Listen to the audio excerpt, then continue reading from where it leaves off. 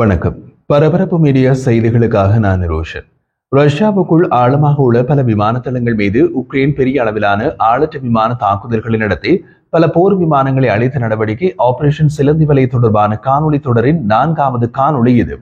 இந்த தொடருக்காக சில மணி நேரத்திற்கு முன் பரபரப்பு மீடியா யூடியூப் சேனல் நாம் பதிவேற்றம் செய்த இரு காணொலிகளில் நீங்கள் பார்க்க தவறியிருந்தால் அவற்றுக்கான இணைப்பு இந்த காணொலியின் பின்னூட்டமிடும் பகுதியில் கொடுக்கப்பட்டுள்ளது.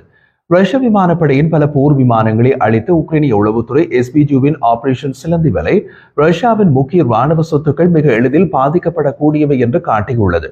இந்த தாக்குதல்கள் ரஷ்யாவின் விமான குரூஸ் ஏவுகணை தாக்குதல் திறனுக்கு குறிப்பிடத்தக்க அடியை ஏற்படுத்தி இருக்கும். அளிக்கப்பட்ட விமான வகைகளில் ஒன்றான Tu-95 குண்டுவீச்சு விமானங்கள் இந்த ஆண்டு தொடக்கத்தில் உக்ரைன் மீது பெரிய அளவிலான KH-101 ஏவுகணை தாக்குதலை நடத்திய விமானங்கள். பிப்ரவரி 2022 ரஷ்யாவின் முழுகளவிலான படையெடுப்பிலிருந்து அவை உக்ரைனுக்குள் குண்டுவீச்சு தாக்குதல்களை நடத்தி கடும் அழிவை ஏற்படுத்தி பரவலாக பயன்படுத்தப்பட்டு வருகின்றன. எனவே அவை உக்ரைனுக்கு ஒரு முக்கிய இலக்கு என்பதில் சந்தேகமில்லை.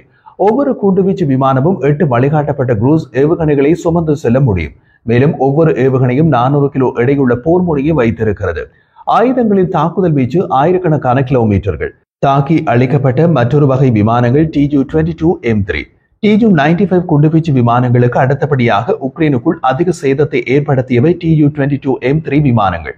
இவையும் கனமான குண்டுவீச்சு விமானங்கள் தான். 3வது வகை விமானங்கள் A-50.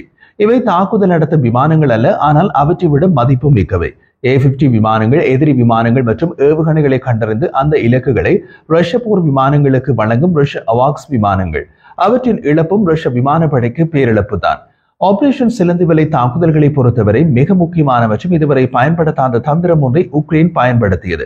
இது ரஷ்யாவின் வான் பாதுகாப்பு சாதனங்கள் அவை எவ்வளவு பலமுள்ளவையாக இருந்த போதிலும் ரஷ்யாவின் முக்கிய ராணுவ சொத்துக்களை பாதுகாக்க முடியாதவையாக மாற்றியுள்ளன. அந்த தந்திரம் என்னவென்றால் இலக்குகளுக்கு மிக அருகில் வைத்து ஆளற்ற விமானங்களை பயன்படுத்துவது. அப்படி பயன்படுத்தும் போது S-300, S-400 நீண்ட தூர SAMகள் போன்ற பாரம்பரிய ரஷ்ய தற்காப்பு அமைப்புகள் மற்றும் அவற்றின் குறுகிய தூர சகாவான பான்சிர் SA-22 கூட பயனற்றவை என்பதை குறிக்கிறது. அந்த வான் பாதுகாப்பு சாதனங்கள் எல்லாமே தொலைவில் இருந்து வரும் வான் அச்சுறுத்தல்களை எதிர்கொள்ள வடிவமைக்கப்பட்டவை.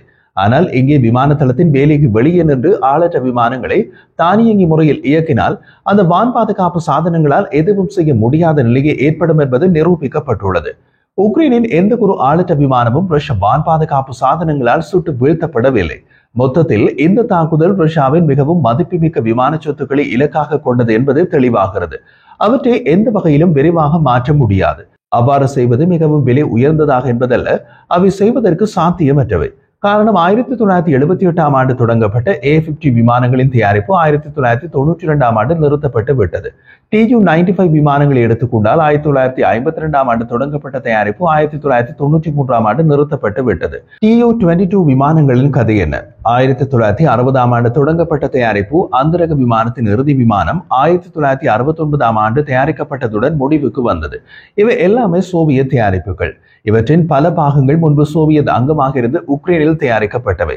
30 முதல் 50 ஆண்டுகளுக்கு முன் நிறுத்தப்பட்ட விமான தயாரிப்புகளை இப்போது மீண்டும் தொடங்குவது சாத்தியமற்றது. அத்துடன் புதிய கனமான குண்டுவீச்சு விமானங்களை தயாரிக்கும் திட்டம் எதுவுமே இப்போது ரஷ்யாவில் செயல்முறையில் இல்லை. இன்று உலகில் கனமான குண்டுவீச்சு விமானங்களை இயக்கும் நாடுகள் 3 தான். அவை அமெரிக்கா, ரஷ்யா மற்றும் சீனா. இந்த நாடுகளில் இப்போதும் கனமான குண்டுவீச்சு விமானங்களை தயாரிக்கும் முயற்சியில் ஈடுபடும் ஒரே ஒரு நாடு அமெரிக்கா. ரஷ்யா இயக்கும் Tu-95MS, Tu-22M3 மற்றும் Tu-160 தொடர்களின் கிட்டத்தட்ட அனைத்து ரஷ்ய மூலோபாய ஏவுகணை தாங்கி குண்டுவீச்சு விமானங்களும் ரஷ்யாவில் தயாரிக்கப்படவில்லை. புதிய Tu-22M3 மற்றும் Tu-160 விமானங்களின் தயாரிப்பு பற்றி ரஷ்யா அவ்வப்போது தகவல் வெளியிடுவது ஒரு பிரச்சாரமே. அவை சோவியத் தயாரிப்பு பழைய விமானங்களுக்கு கூடுதல் புதிய உபகரணங்களை பொருத்துவதை தவிர புதிதாக தயாரிப்பதில்லை. இன்று வரை ரஷ்யா ஒரு முற்றிலும் புதிதாக Tu-22M3 அல்லது Tu-160 விமானத்தை கூட தயாரிக்கவில்லை. சோவியத் ஒன்றியத்தின் காலத்தில் தயாரிக்கப்பட்ட விமானங்களில் மட்டுமே மாற்றங்கள் செய்யப்பட்டன. அந்த சோவியத் விமானங்கள் முழுமையாகவோ பகுதியாகவோ எரிந்து போனால் அதன் சாம்பலில் இருந்து புதிய விமானத்தை தயாரிக்க முடியாது. கனமான குண்டுவீச்சு விமான தயாரிப்பு என்பது ஒரு வெள்ளை ஜானை திட்டம். பணத்தையும் காலத்தையும் கண்ணையும் மூடிக்கொண்டு கொட்ட தயாராக இருக்க வேண்டும். அதனால் தான் சீனாவை ஒதுங்கிக் கொண்டது. ரஷ்யாவின் இன்றைய பொருளாதார சூழ்நிலையில் அது சாத்தியமே இல்லை. சரி, இந்த தாக்குதல் பற்றி முன்கூட்டியே அமெரிக்காவுக்கு கூறப்பட்டதா?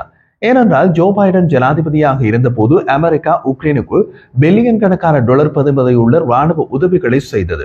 அதனால் உக்ரைன் தாம் சொந்தமாக நடத்த போகும் அனைத்து தாக்குதல்கள் குறித்தும் அமெரிக்காவுக்கு முன்கூட்டியே தகவல் தெரிவித்தது. அப்போது உக்ரைன் தும்முவதென்றாலும் அமெரிக்காவுக்கு சொல்லி அனுமதி கேட்டுவிட்டே தும்மும். ஆனால் டொனால்ட் ட்ரம்ப் ஜோ பைடன் நிர்வாகம் உதவிய ராணுவ உதவிக்கான பணத்தை வட்டியுடன் வசூலிக்க விரும்பும் நபர்.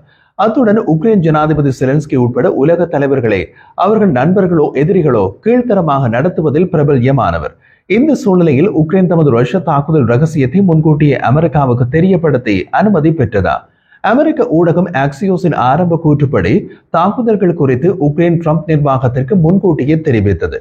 அந்த கூற்று ட்ரம்ப் ஜனாதிபதியாக இருந்தாலும் அமெரிக்காவுக்கு ஒரு கௌரவத்தை கொடுத்தது. ஆனால் அமெரிக்க ஊடகம் ஆக்சியோஸ் அதன் அசல் கதையிலிருந்து பின்வாங்கியது. இப்போது தாக்குதல் ட்ரம்ப் நிர்வாகத்திற்கு ஒரு ஆச்சரியம் என்று கூறுகிறது. அதாவது உக்ரைனில் ரஷ்ய தாக்குதல் பற்றி அமெரிக்காவுக்கு தெரிவிக்கப்படவில்லை. உக்ரைன் தாக்குதல் குறித்து ட்ரம்ப் நிர்வாகத்திற்கு முன்கூட்டியே தெரிவிக்கவில்லை என்று உக்ரைன் அதிகாரி ஒருவர் பின்னர் உறுதிப்படுத்தினார். அதன்பின் இந்த தாக்குதல் குறித்து ட்ரம்ப் நிர்வாகத்திற்கு தெரியாது என்று அமெரிக்க அதிகாரி ஒருவர் செய்தியாளர்களிடம் தெரிவித்தார். ட்ரம்பின் புண்ணியத்தில் அமெரிக்கா பெரியண்ணன் ஸ்தானத்திலிருந்து கீழிறங்கி விடப்பட்டுள்ளது.